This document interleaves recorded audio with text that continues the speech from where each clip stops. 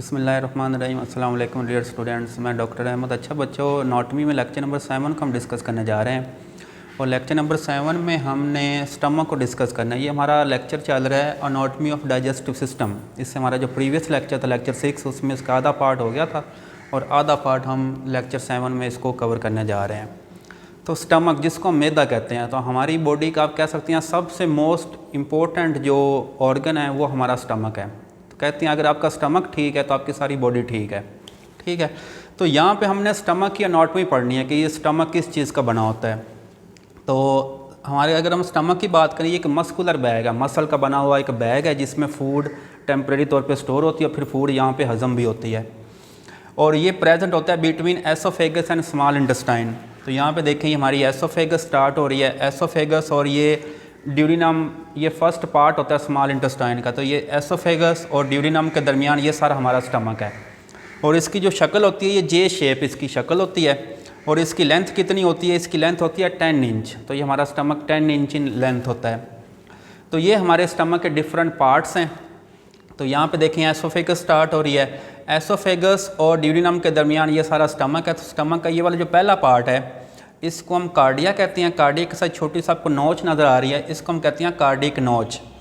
अब ये वो जो लफ्ज़ कार्डिया ना, कार्डिया लफ्ज़ हम बोलते हैं हार्ट के लिए, दिल के लिए, क्योंकि ये हमारे स्टमक का ये वाला जो पार्ट है ये दिल की तरफ होता है, इसकी लोकेशन दिल की तरफ होती है, इसलिए इसको भी हम क्या कह रहे हैं, कार्डिया कह रहे हैं। ठीक है, और फिर देखें ये नीचे वाला जो पार्ट है इसको फंडस कहते हैं और फंडस के नीचे ये सारी इसकी बॉडी आ जाती है, ये स्टमक की बॉडी है।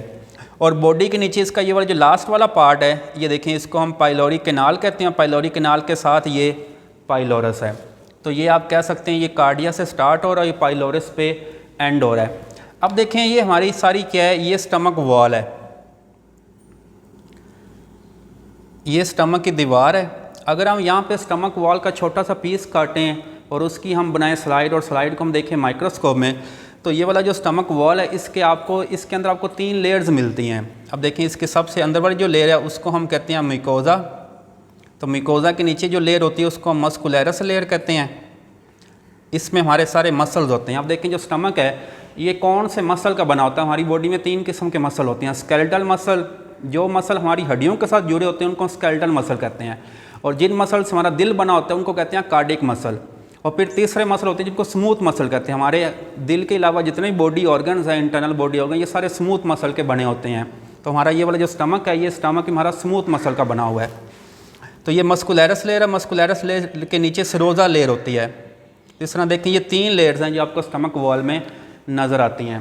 अच्छा, इसके बाद स्टमक के बाद हमारी स्टार्ट हो जाती है स्मॉल इंटेस्टाइन। तो हमारी ये वाली जो स्मॉल इंटेस्टाइन है इसको हम 3 हिस्सों में डिवाइड करते हैं। इसके पहले पार्ट को हम ड्यूडिनम कहते हैं, दूसरे पार्ट को जेजुनम और तीसरे पार्ट को हम इलियम कहते हैं। अब इन तीनों की जो लेंथ है वो डिफरेंट है। जो ड्यूडिनम होती है इसकी जो लेंथ है वो 2.5 से लेकर 3.8 मीटर तक होती है और जेजुनम की जो लेंथ है ये 2.5 मीटर होती है और इलियम की जो लेंथ है ये 2 से 4 मीटर तक होती है। अब हमारा ये वाला जो लास्ट पार्ट है जिसको हम इलियम कहते हैं, इलियम के अंदर ये स्पेशल किस्म की आपको चीज़ें मिलती हैं जो हमारी उंगलियों की तरह की होती हैं। इन चीज़ों को हम कहते हैं विलाई। विलाई कहते हैं ज़्यादा को, अगर एक होगा तो उसको विलस कहते हैं। अब देखें हमारी ये वाली जो इलियम है आपको ऐसे नज़र आ रही है, ये फोल्ड होते हैं इसके अंदर। तो इसके अंदर आपको इस तरह देखें ये उंगलियों की तरह किस तरह प्रोजेक्शन नज़र आते हैं ऐसे, और इन प्रोजेक्शन को हम क्या कहते हैं, विलाई कहते हैं। अब ये वाली जो विलाई है, विलाई के ज़रिए हमारी फूड की एब्जॉर्प्शन होती है कि यहाँ से फूड निकल के हमारे ब्लड में जाती है। तो इस अमल को हम कहते हैं एब्जॉर्प्शन। स्मॉल इंटेस्टाइन के बाद हमारी स्टार्ट हो जाती है लार्ज इंटेस्टाइन। ये हमारे डाइजेस्टिव सिस्टम का लास्ट पार्ट है। तो लार्ज इंटेस्टाइन के भी 3 पार्ट्स होते हैं। इसके पहले पार्ट को हम सीकम कहते हैं। तो सीकम के साथ हमारा जो वाला जो अपेंडिक्स होता है वो अटैच होता है। जब आपको पता है उसमें कोई सोजश होती है तो उसको कहते हैं अपेंडिसाइटिस। फिर हम उस अपेंडिक्स को बॉडी से बाहर निकाल देते हैं ऑपरेट करवा के। तो ये सीकम है। सीकम के नीचे कलोन होता है। कलोन सबसे बड़ा पार्ट है लार्ज इंटेस्टाइन का, और ये इसका एंड वाला पार्ट इसको रेक्टम कहते हैं। तो कलोन इतना बड़ा है कि इसको आगे हम मज़ीद 3 हिस्सों में डिवाइड करते हैं कि पहले इसके पार्ट को हम असेंडिंग कलोन कहते हैं, दूसरे को ट्रांसवर्स कलोन कहते हैं और तीसरे को हम कहते हैं डिसेंडिंग कलोन। और रेक्टम में हमारे जो फीसीज हैं वो स्टोर होती हैं और फिर एनस के ज़रिए बॉडी से बाहर निकल जाते हैं।